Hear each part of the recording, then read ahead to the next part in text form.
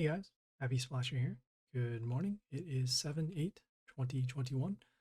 Right now we're going to do some more Journey. So let's take a look at the boss and then go from there. Right, so as you can see right now, we have this boss here. Let's take a look at their skills. So whenever one of our units is poisoned, it will give them negative attack. And then at the beginning of the turn, all of our units will be poisoned. So we'll have to keep that in mind. Taking a look at their units. So they have a lot of poison and extra damage. Poison, and then a stones with heal.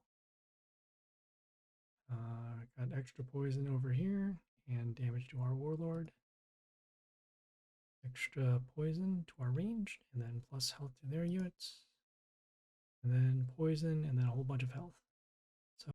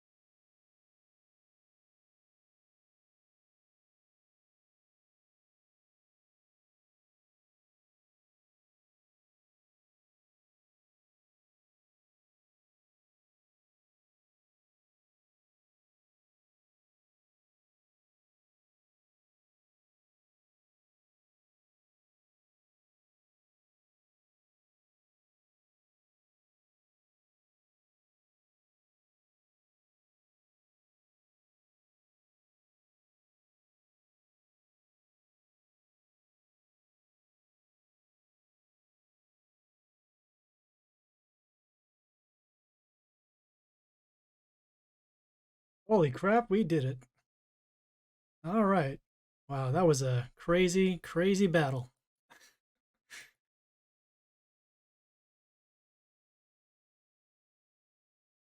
Nice. Right, let's go into the squad and cover the units that we used and break down the strategy.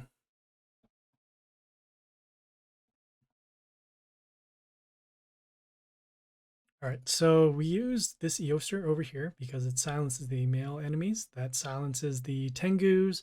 That's the one that sets the attack to 1. It silences the Koba, the one that poisons the units and then also reborns itself when it dies. Also gives us a little bit of a health boost to our units. If this unit stays alive long enough, we can actually fend off some of the poison damage.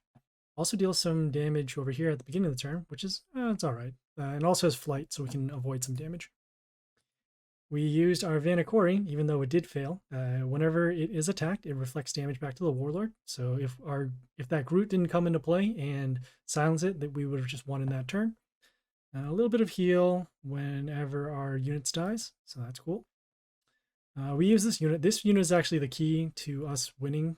What happens is because of how the boss skill works in terms of poisoning, if we set this unit on the bottom, right, it will attack and it'll summon these puppets. Those puppets, when they're destroyed, they'll remove the negative effects from us. In this case, it was the poison, so that we didn't take as much damage from the Malia, which does the poison damage and extra damage to our Warlord, and then also reflects some damage as well. And then also gets an attack boost whenever it kills one of the puppets. So that's why we were able to at least get the damage on the bottom lane. All right, we have the Amaterasu here. It gives mental shield to units around, and then also has mental shield when it comes into play, so it gives us a little bit of protection. And then the rest here is just a little bonus. We have the Charon over here. The Charon does a couple things. So it does the extra attack runes that allows us to attack twice once a unit is summoned on it. That allowed us to power up our Lotrix and get the damage in. It also transforms into this building, which while they're attacking, they give us mental shield to one of our units, so that actually gets us around some of the poison that occurs. And we want to be placing it on the bottom so that it gives us protection to the units on the top. All right, this unit also came out. This was kind of surprising. So this Kabas here, when it attacks, it gets block. So it'll stay alive for at least one turn, also because of its high health. It also gives block to our Warlord, so we'll be able to take a little bit more damage, and we're definitely going to be taking more damage because we can't go toe-to-toe with their units. And then the key thing here is whenever it's attacked, it reflects damage equal to 100% of the attacking enemy to 2 units. So not only is it going to potentially kill the unit that attacks it, it could kill another unit as well. And so that is why we put this in here. Finally, we had this Scrap, the King of Garbage. So what he does is he has the extra attack, so it will allow us to get some damage in. It allows us to also attack behind some buildings, which some units were behind. And then when the enemy of death occurs on their side, any unit dies. I guess except buildings. Sad face. Steals attack from the enemies. So that pretty much what happens is when the Floss comes out in play, the one that summons the multiple plants, if we can draw those in and then silence them, we can attack them, get some health back with our Gleedy Pet, and then also steal the attack. In this case, giving it a very large attack. We saw, at least for one of the turns, we put it in the second row so that we could use our puppets to block for this unit. The puppets would then be destroyed in the order of which they were played. So the poison would destroy the puppet, remove the negative effects from this unit if it were still poisoned, and then still allow it to be an attacker. So that is how we got through that. All right, let us take a look at the next pit boss. Pit boss, what am I thinking? Journey boss. Here we go. We're on level 37 of 40. All right, and let's see what they do. So flight, okay, which means that if we attack with anything that's not a grounded, if we attack with a grounded melee unit, we won't be able to deal damage to them, but we'll be able to attack with a ranged unit and then other units with flight. And then at the end of the turn, heals for 1500. So we'll have to stack up a lot of health. All right, let's take a look at their units. So they have reflect damage back to our Warlord. Also heals allies. Has some more steel and then also reflects damage back to allies and then also gets plus health. I have a unit here that gains gives health back to the warlord whenever we attack, and then also whenever a nature unit dies, which I assume that's all of them for their side. Also, we'll get an attack boost, and then also has flight, so also has evasion. Then we have a unit here that whenever it attacks, it heals all their units, and then whenever heal triggers, it will deal damage to all of our units, and then it'll get an attack boost whenever I guess one of their units kills a unit that's not in order. All right, finally, they have this unit here. They have other units as well, but these are the ones that we can at least see. So there'll be a life balance in front of themselves. At the end of the turn, remove negative effects from their units, and then also silences our units. The life balance itself gives heal when it first comes out in play. So yeah. All right, let's do a little preview battle and see what this is going to look like.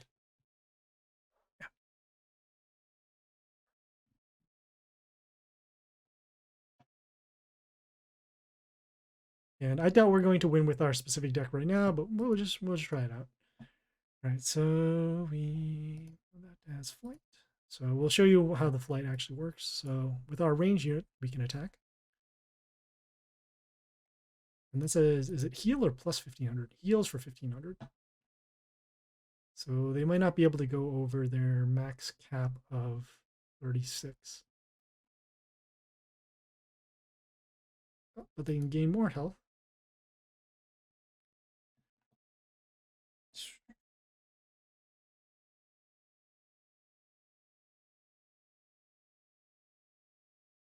I mean, we should at least try, even though we're not expected to win.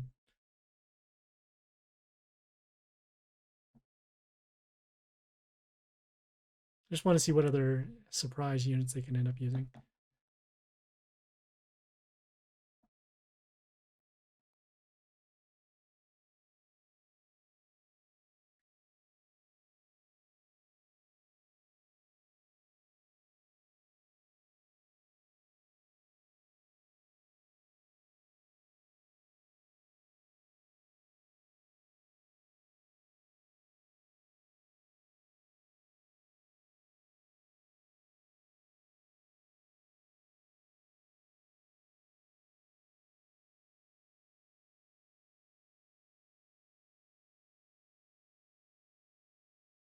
The life palace heals for a lot. So here's the warlord. Yep, just a ton of heal.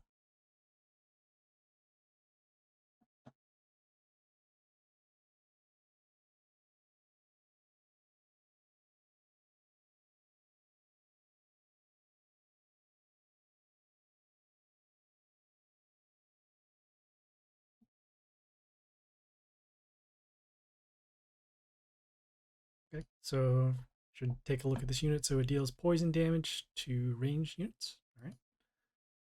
Ooh, they have one of this unit. Whenever we're attacked, while they have a unit on the field, they will heal. That makes a lot of sense.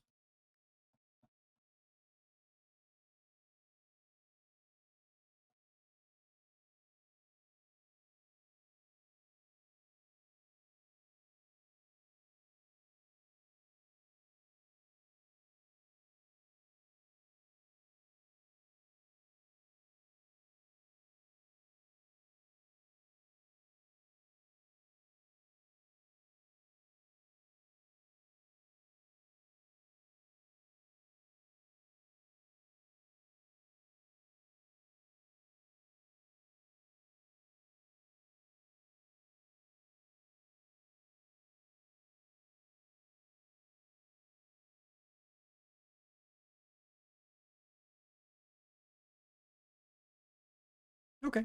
I think I have some idea of a strategy. This is probably going to stay in the deck somehow. And this is going to stay in there too.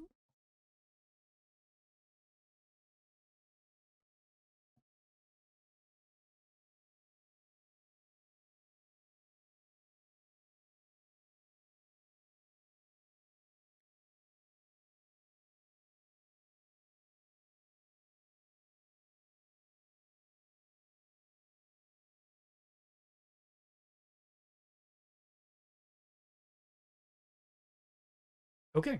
All right. Obviously we're going to lose here because we're going to take too much damage, but that's okay. Looks like we can start coming up with a strategy. So all right, cool. So that was a look at the next journey boss. All right. Well, if you guys have any questions, comments, feedback, or concern, leave a message on Twitch, Discord, or YouTube. The streaming schedule is up here. And yeah, please follow on Twitch for the live stream, like and subscribe on YouTube for other videos. And yeah, we'll check back in later. Otherwise, this is Happy Splasher, signing off.